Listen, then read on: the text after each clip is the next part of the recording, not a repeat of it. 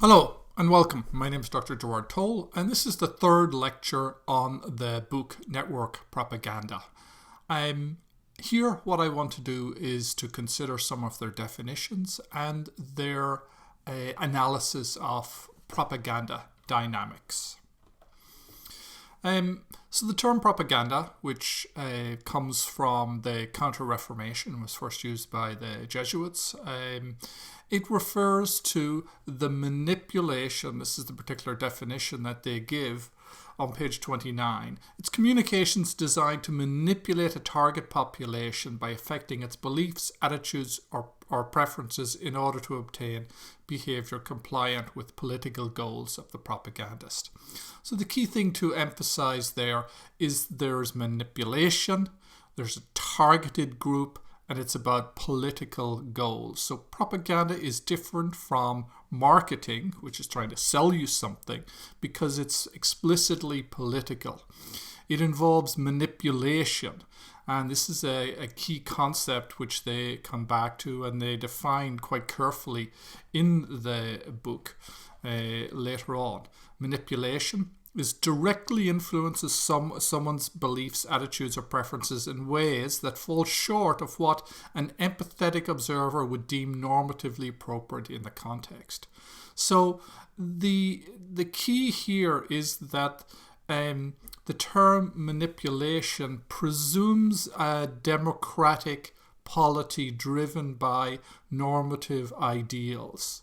So it is a notion which requires us to believe in democracy as an ideal.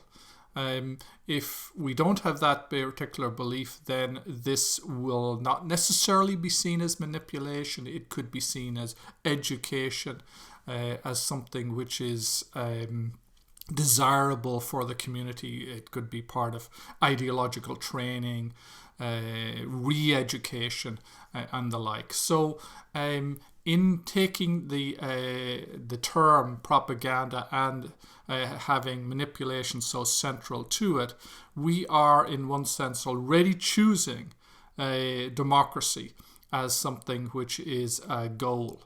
So Cass Sustein's definition here, where manipulation entails influencing people in a manner that does not sufficiently engage or appeal to their capacity for reflection and deliberation, is something which is sort of grounded in the idea of a deliberative, liberal individual, separate from the state, who can make up his or her mind. So propaganda takes the form of disinformation, which is the deliberate production of misleading information. And disinformation or propaganda is often divided into three different types. There's black propaganda or black disinformation, and this refers to a form of propaganda which is intended to create the impression that it was created by those it is supposed to discredit. And this is to be contrasted with grey propaganda, which does not identify its source, and then white propaganda, which does not disguise its origins at all. Then that's to be distinguished from misinformation, which is information which is incorrect but was not put into the political arena for deliberative propagandistic purposes. It's simply uninformed information.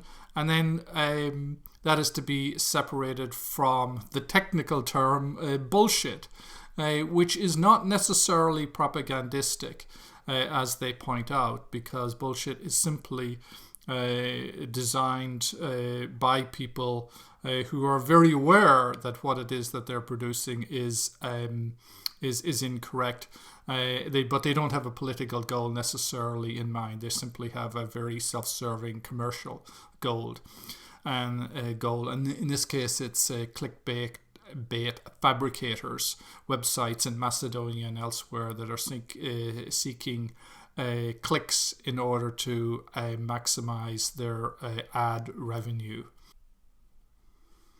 Reality check dynamics. So this particular diagram describes how the media and the public and politicians should ideally relate to each other. It's a rough description of how things operate in the mainstream professional media arena. And that is that media organizations compete with each other over their work and over getting scoops. There is a certain sensationalism, but this is in tension with truth seeking. In other words, fidelity to the facts. When news organizations get it wrong, they're exposed by competitors. There is a policing of any kind of deviation from the empirical truth by other media organizations and by politicians. And media organizations get credibility and retain credibility by the quality of their fact-checking and the quality of their corrections on stories that they may have got wrong initially. So that's within the media arena. And then they deliver their particular work into the public arena, and that is then discussed, and there's a pushback from certain elements of the public, and then of course pushback from politicians. Politicians themselves are seeking favourable news coverage.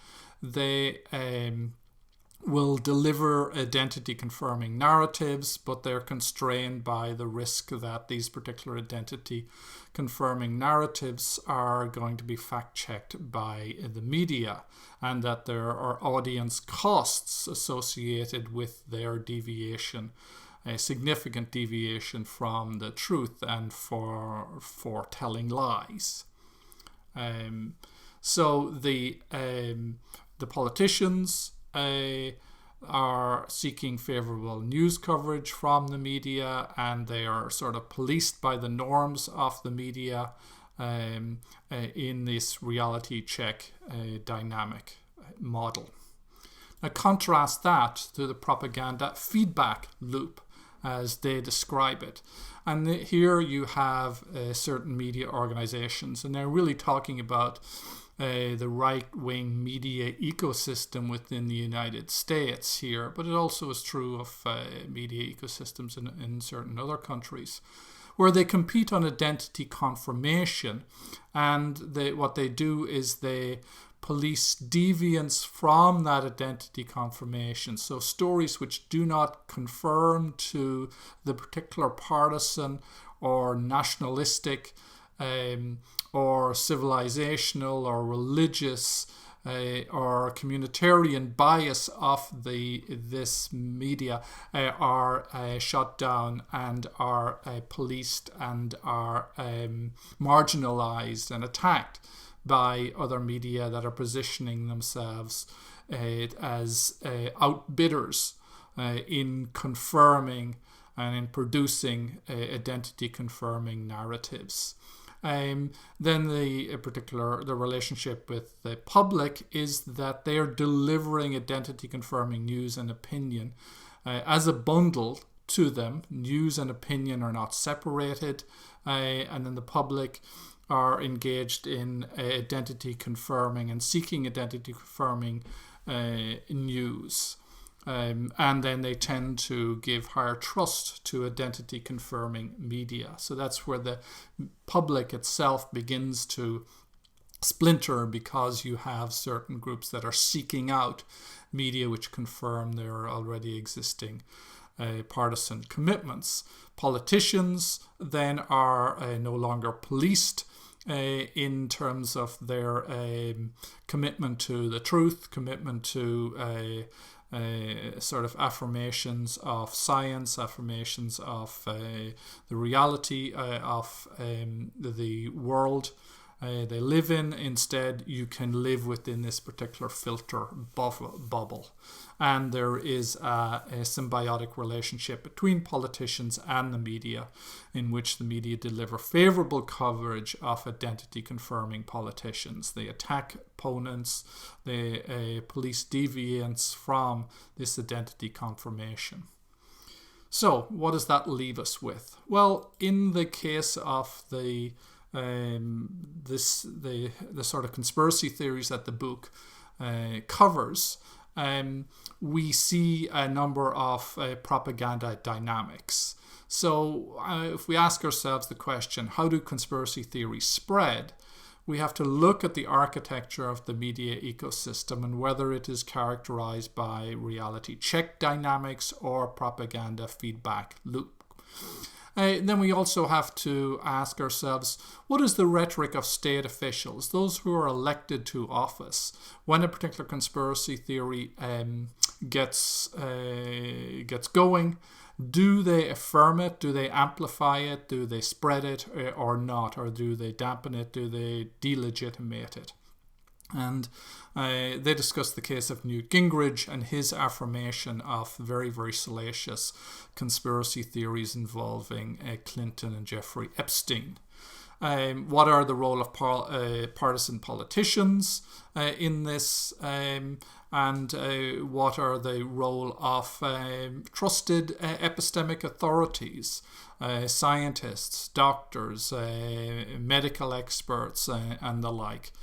People who have their authority by virtue of their qualifications, and therefore have an ability to speak in an objective manner on this. Well, is the status of those particular officials high in the society? Is what it is they say listened to, or is it attacked and denigrated, and is there a systematic campaign against them? And lastly, what is the role of celebrity figures? Are they verified and amplified by certain celebrity figures? Are there sort of cultural figures from music, from film, from sports that amplify or denigrate these particular figures? And that gives a certain prestige and status to certain frames and the like. Okay, let me stop there. Thank you.